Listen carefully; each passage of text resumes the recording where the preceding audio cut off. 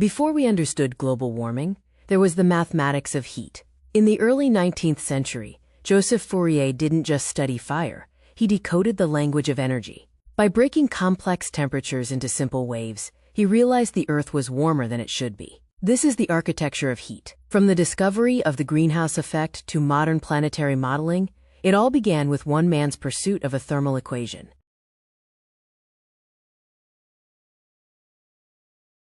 Physics tells us a cold truth. Based on solar distance alone, Earth should be a lifeless ice cube. By the laws of radiation, we are too far from the sun to stay liquid. This is the frozen rock paradox. In the 1820s, this mystery haunted scientists. If the math didn't add up, something was missing from our sky. To solve it, we didn't just need better telescopes. We needed a new language of physics to explain why our world breathes while others freeze. Meet Joseph Fourier.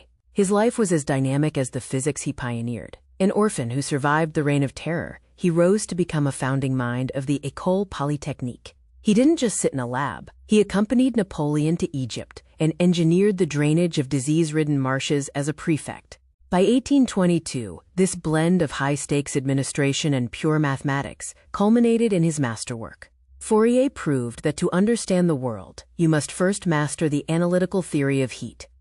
To Joseph Fourier, heat was as universal as gravity, a force that penetrates every corner of the cosmos.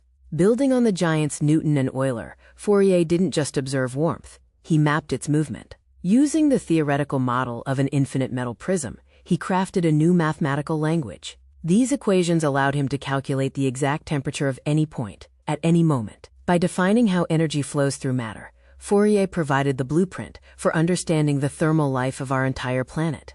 When traditional algorithms failed to map heat, Fourier changed the game. He discovered a hidden symmetry, the Fourier series. His breakthrough revealed that any complex, irregular signal, like the pulsing flow of heat, is actually a stack of simple, trigonometric waves. By layering infinite sines and cosines, the chaotic becomes predictable. Fourier didn't just solve a math problem. He gave us the master key to deconstruct the universe's most complex vibrations, making the invisible architecture of temperature mathematically solvable. In 1824, Fourier turned his gaze from metal prisms to the entire planet. With his memoir sur les températures du globe terrestre, he elevated climate to a rigorous branch of physics. He realized the Earth was a massive thermal engine. By applying his mathematical framework, he sought to track every source and sink of heat. This wasn't just weather, it was the birth of planetary energy accounting. Fourier was the first to ask, what exactly determines the balance of our world? Fourier's planetary audit identified three potential furnaces. First, geothermal heat. His math proved that while the Earth's core is molten, the heat leaking to the surface is mathematically negligible. Second, solar radiation. It's the primary driver, yet his equations showed it wasn't enough to prevent a deep freeze. Finally, his stupendous blunder, interplanetary space. He incorrectly guessed space itself was warm enough to buffer our temperature. Even geniuses stumble, but in ruling out the first two, Fourier realized a fourth, invisible factor must be at play.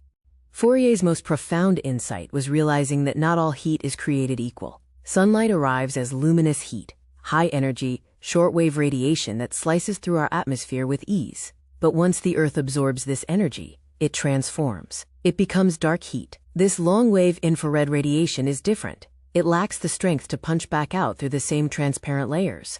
It gets trapped, bouncing against the atmosphere. In this transition from light to dark, Fourier discovered the mechanical secret of why our world stays warm. To prove his theory of dark heat, Fourier pointed to a simple invention, the heliothermometer. A blackened cork box, sealed under layers of glass, acts as a planetary mirror. Visible luminous heat enters freely, striking the dark interior. But once converted into dark heat, the energy is locked in. The glass acts as a physical gatekeeper, blocking both infrared radiation and cooling air. With temperatures soaring to 110 degrees Celsius and beyond, this humble box became the first tangible proof that an atmosphere can act as a thermal trap. What happens in a blackened box happens on a global scale. Fourier hypothesized that our atmosphere acts exactly like those glass panes. It is a selective barrier, transparent to the incoming shortwave sunlight, but opaque to the outgoing long-wave dark heat. While he understood the atmosphere was a fluid, His realization that transparent insulators could retard heat loss became the conceptual foundation of climate science. We don't live on a frozen rock because we live inside a planetary-scale greenhouse, the ultimate legacy of Joseph Fourier's architecture of heat. Why isn't the hottest part of the day at high noon? Fourier solved this through non-equilibrium dynamics. He proved that heat absorption is a time-delayed process called thermal inertia. Energy doesn't change temperature instantly. It flows into the ground and oceans like a slow-moving tide. This creates a phase shift, a lag between peak sunlight and peak heat. By calculating these time-periodic fluctuations, Fourier showed that the Earth's climate is not a static state, but a dynamic, breathing system forever chasing the sun. Modern climate science wasn't born from a weather vane. It was born from a thermodynamic crisis. When Fourier applied his heat diffusion equations to a sphere the size of Earth, the energy budget failed to balance. The math was cold and clear. At our distance from the sun, we should be a frozen wasteland. By the sheer mathematical necessity of thermodynamics, the atmosphere became the only variable left to solve the equation. Fourier didn't just guess the greenhouse effect existed, he calculated its existence into reality.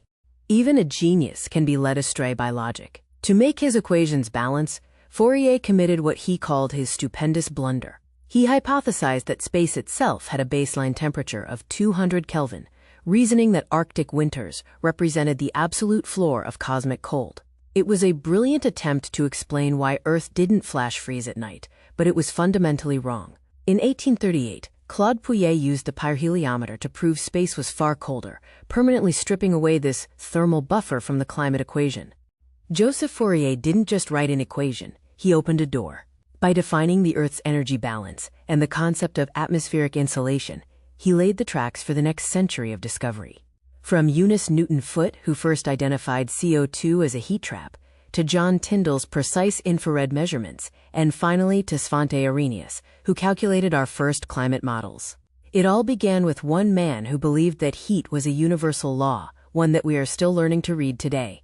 This is the mathematical heartbeat of our planet. While it may look like an abstract collection of symbols, this is the Fourier heat equation adapted for a global scale.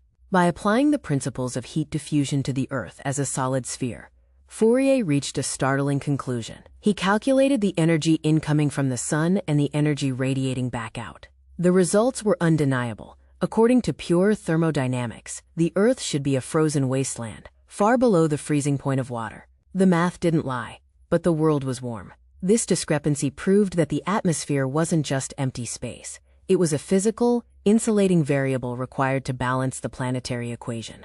This single formula transformed climate study from simple observation into a rigorous, predictive branch of physics. It is the very foundation upon which all modern climate science is built.